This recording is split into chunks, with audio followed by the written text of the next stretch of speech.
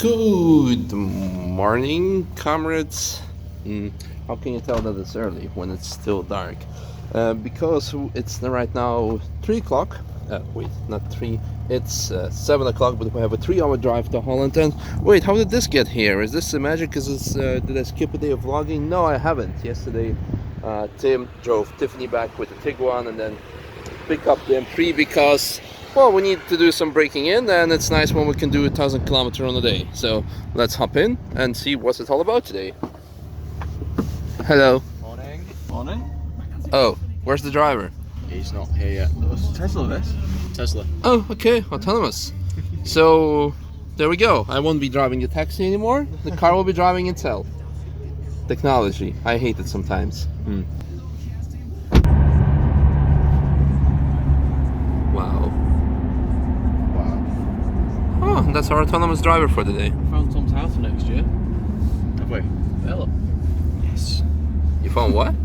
Tom's house for this year. That's a playhouse. Fuel shot and food shot. Too bad ED is closed. Or at least it was closed when we left. Is it closed or too far away? Bit both. So it's diesel, right? That's what all the taxis use. Oh, I forgot, we're in Holland. We don't have 98. Is it hot? Just a bit. Yeah, that's really. I'm getting burns. Goedemorgen.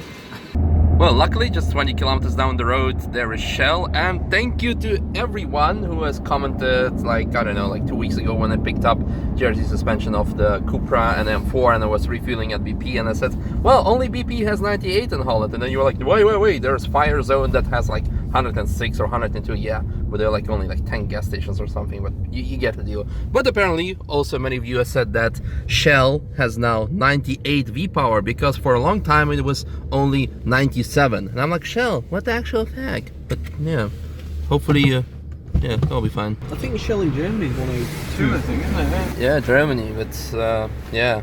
172 a litre. Holland's not really like a petrol-head friendly country in general.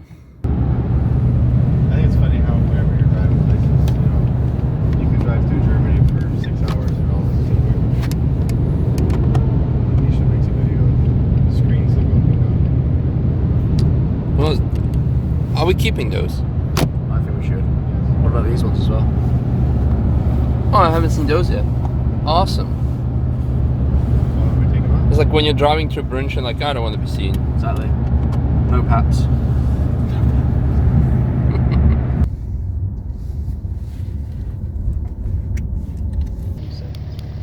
Okay guys, let's make a vote. Lots of brake discs or lunch? You can take them. Go on, Tom, get the angle. I thought we were going to Holland. Are we in England? Looks like it. It looks... Even Robert got fish and chips. British are taking over. And now after fish and chips, we can have some pizza. Now, okay, let's have a bit of a serious car content for today. And like I told you yesterday, today's purpose or what we were supposed to be doing today is kind of shopping for brakes. So, long story short, we visited APP, Advanced Performance Parts, our friends from Holland, who last time supplied us with stop-tech discs that we tested on a Polo. We were very satisfied with it, and as we are a kind of young company, still looking for solutions for brakes, they said, okay, why don't you, for example, try gyro disc next time? This, for example, disc is for the Cupra. Later on, we might upgrade the 570 with it as well. Upgrade, side grade. Downgrade, side grade, upgrade. Depends how well. Maybe you can talk a bit more in detail. What we're looking at is last year we were trying different brake solutions. We started out on each car. You're going to use what you have, and we went with upgraded pads on like the Cupra with the stock caliper, and it really works. With the stock disc, but not for that long before the disc gets warped because of the heat fluctuations and everything like that. So then we went to an EBC disc, which unfortunately we just were having cracked discs. That happened on the Polo multiple times actually, right? Was that correct? It happened twice. It happened twice on the Polo, and it was very much getting there. on the Cupra. Yeah. So the Cupra was about to crack, and the Polo did twice with the same disc. So obviously we were outperforming what that disc could provide. It's funny because one of the subscribers here said that to us back in, I think, April or May of last year. Oh, I had one crack, be careful, you know, and said, well, we'll see what happens. You know, obviously we keep an eye on them, and as we see the cracks exposed, and we would pull them off. And I don't really like going through and seeing 3 failures or 2 failures and 1 almost failure. Where due to our inspections we catch them in time, but I don't like having to have that in the back of our mind. Is it about to crack, or did we miss a crack? Everything like that. So that's not an option to run those discs anymore. So we had begun talking with it's actually breakdisc.com, I guess. Is the breakdisc.com is their website? Brake Shop. Brake Shop, yeah, the brakeshop.com. And we were talking with them about different solutions and explaining the problems that we had. And with the Polo, and I said, well, we really should try the Stop Tech. And that's what we did last time. We went out and really, Tim just hammered on this thing and glow in the dark. And it came back. I mean, it's just in great shape. This is a little bit of deposit just from the pads driving home, but that's no big deal. That'll scrub off in 1 good braking. But there's not one sign of a crack after going from glowing hot in 1 degree weather, right back down to temperature and up and down and up and down. There's no surface cracks, there's no nothing, and they're in really good shape. So today was about going there and seeing what else we could find, because we need to go somewhere that has a wide selection that we can see different products, different brands, lay our eyes on them, look at the product, find out what are the specs of it, how have they been tested.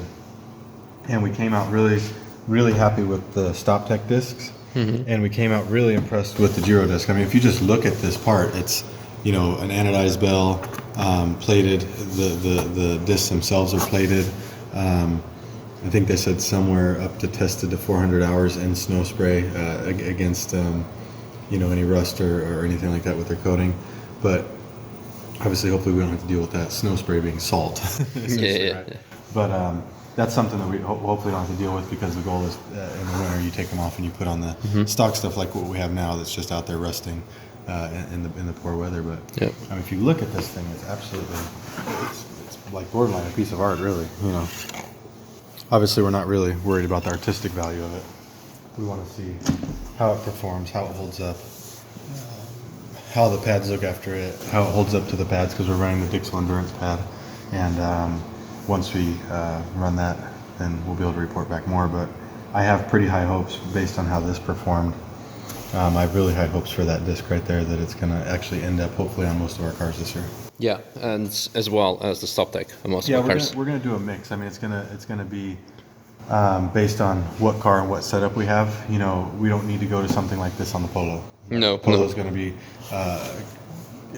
really a workhorse. It's going to be something that a lot of beginners are going to be in, and so we don't need to go this far with it. The Stop Tech is going to be absolutely fantastic. This right here costs well over double what the Stop Tech costs, and this is going with they're actually both running a Dixel Endurance pad. But the Cupra is going to see most likely more laps and more hard laps. Yeah. So we need to go with something even more heavy duty. Yeah.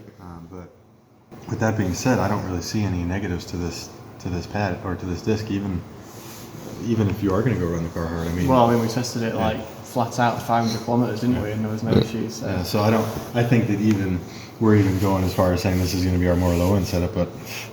What's yeah. where do you draw the line? Yeah. It's like with the Cupra, obviously running semi-slick tyres and suspension and all that sort of stuff, so you're going to be heavier on the brakes. I think it's a heavier car anyway. Yeah, it is. Yeah. So it makes sense to invest a little bit more in the braking system. And then I like the fact that also part of the investment when you buy this kit is that you have the anodized hat that you get, right? And when the outer ring is worn out, now your cost to replace is much lower the second time, because all you're doing is buying the outer ring and you're keeping the inner ring. Yeah. So that's also definitely in the favor of the Giro disc long term when you're looking at operating costs versus a big expensive single piece disc. Yeah, and if we're gonna look into future regarding 570 upgrade. Yeah, I mean the thing is if we're running a taxi, who really wants to be replacing carbon ceramic brakes after however many thousand kilometers constantly? So this would actually, and the cost of a carbon ceramic is 20,000. No, I think a little bit less. I mean, if you were to do the full kit, you're somewhere around 15,000. but that's still ridiculous. Still, yeah. Still absolutely ridiculous. And someone will say, "Oh well, you know, you're going to go through more steel discs than you are carbon discs." And I'd have to test that. I don't believe that. I don't think I'm going to go through 6 times more steel discs than I am carbon discs at a 1-to-1 ratio, maybe 2-to-1, possibly 3-to-1. But even if you go through 3 steel setups in the time that you would replace 1 carbon, you're still way money 50% ahead. almost, yeah. Absolutely. And from stopping performance, you're not going to see a difference. You know, stopping these cars, if you go from a carbon to the steel disc, you're not going to see any negative performance. And people are gonna say like, oh, but rotational mass of a lighter carbon fiber disc should stick to playing video games. Yeah, I think so. Yeah. I think so. I don't think that for what we're doing on the Nordschleife and what most people are doing on track days, especially with that kind of car, there's not a chance that you're going to see it. Go look at what most of the GT4 cars run. Yeah. That's going to answer your question right there. I mean, look at what a McLaren GT4 car has for brakes. Steel. Exactly. And all the VLN race cars, GT3 cars, steel. So obviously when you get into certain classes, you know, maybe Ferrari runs their Challenge Series with a carbon brake, and you know, but is there really a performance benefit that they're seeing? Possibly not. No. Well, I just want to summarize and finalize, because the last time that we did the testing of this brake disc, a couple of people said, well, this looks like a paid advertisement. No, it's definitely not. And the bottom line, even if it was, do you really think that we would go for a shitty product, which is definitely not, even if they would pay for us, that we would risk? First of all, the bottom line is Nürburgring Nordschleife is a dangerous place. That would risk people's lives, or in like even, well, let's take it a step down, customer satisfaction. You think we'll be okay, we have free brakes, but people would come to us, oh, that's shitty brake, it's warped, it doesn't perform. You think we will agree with that? No, not at all. And that's why we were really satisfied with it. We drove today like 3.5 hours one way, in total over 6 hours, well, so close to 7 hours together. That's for 4 of them. Yeah. But we drove it because we were really satisfied, and we wanted to have more of this product and to see if we have even other solutions as well. And again, we are at this point, visual-wise and seeing and feeling the construction, we are very satisfied. But again, we're going to test it just as we did with the stop disc. We're going to put this on a Cupra, and on the 11th of March, there's going to be a time attack championship in Holland. And I think it's going to be interesting proving ground. So if you're free on that day, come check it out, because Tim is going to drive the Cupra, and I'm going to drive the Up, and maybe we're gonna outfit the Up also with some brake discs. Yeah, but I think that'd be pretty cool. I mean, like Misha said, the goal here is to get the best solution that we can for the brakes. That's it. Yep. It doesn't matter what it is, cost, if it's positive or negative, we have to have the best solution. And obviously, someone could say, "Oh, go put a big brake kit on every single car," and I don't think that really is the solution. If we were to go put a big brake kit on the Polo or on the 218 or on some of these cars, you're just going to overpower. You're just going to overpower the tire, and it's just not going to work. So we want to find a good balance. And another thing comes down to the caliper. The manufacturers these days are building calipers that are just phenomenal. Maybe 15 or 20 years ago, we'd say, "Oh gosh, we've got to get this caliper off the car," but we're getting to the point where the factory calipers work. Look at VLN. There's a series in VLN that you have to run a stock caliper. Well, not series, but classes, right? And they're not slow classes. And they're classes that are running 6-hour endurance races on a stock caliper. Yeah, I think that just says enough about what you can do with the stock caliper. They're good. And then if you really get to the M2 and the M4 caliper that's on the newest generation cars, they're phenomenal. They really do work. They stop. They're consistent. As long as you can get some cooling in there, you've got something that's going to last a long time. And that's where my goal and my hope is to get. I have high expectations for this disc right here. And if this thing works the way that we're expecting it to, we're really going to push to see if we can get that made in the M2 and M4 size and run that as our M2, M4 disc as well, along with the Dixel pads and basically the stock caliper with brake cooling. I think you have a phenomenal setup. Yeah, well, very much looking forward to that. I guess that's enough technical info for today's video. Stay tuned when we're going to test it out. Again, if you are free, if you're living close to Zandvoort, come by on 11th of March, say hi, cheer for Tim, cheer for me, and we're going to have a great time. And we're going to report back to you with the technical information that we're going to find out, but we are fairly confident in the quality build of this disc. Tomorrow, What are we gonna do? Tire trade center or something? Trade Tire Centre to get a couple of cars aligned and get the McLaren on a set of tyres. Mm. And get the E36 on the lift. Mm. Oh. That one there. Okay. So we're gonna do some technical inspection. Yep. Yep. Yeah, Just getting ready for the season. Need a few updates. Okay. Well, stay tuned for that. So I hope you guys enjoyed and see you in tomorrow's vlog and stay safe. Bye bye.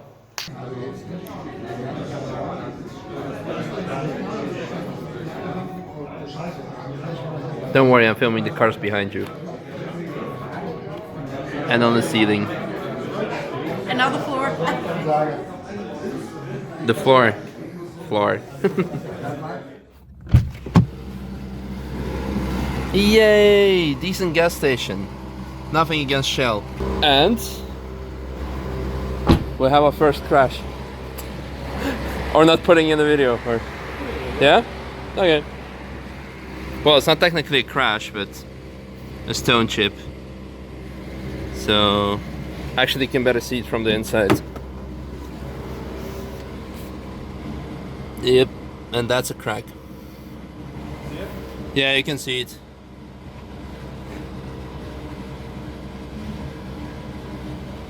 Hmm.